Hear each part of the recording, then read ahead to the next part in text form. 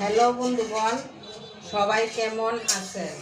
প্রতিদিনের মতন আজকে আবার একটি ভিডিও নিয়ে আপনাদের সামনে হাজির হলাম। এখন রান্না বসাবো। কড়াইতে দিয়ে দিয়েছি তেল, তারপর দিব ঢেঁড়স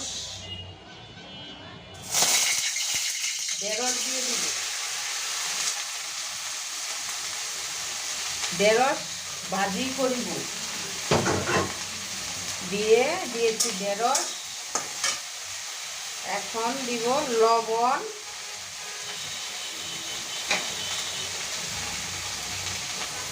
হলুদ, উল্টে পাল্টে দিব।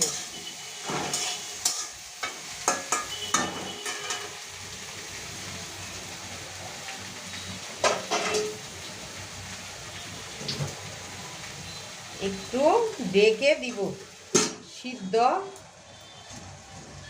হলে পেঁয়াজ দিয়ে দিব। আরেক চুলায় মুসুরি ডাল বসিয়েছি।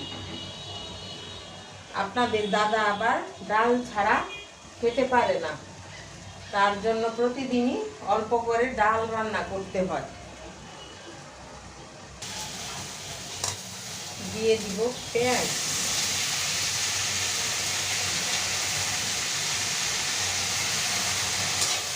পেঁয়াজটি দিয়ে দিয়েছি, উল্টে পাল্টে দিব।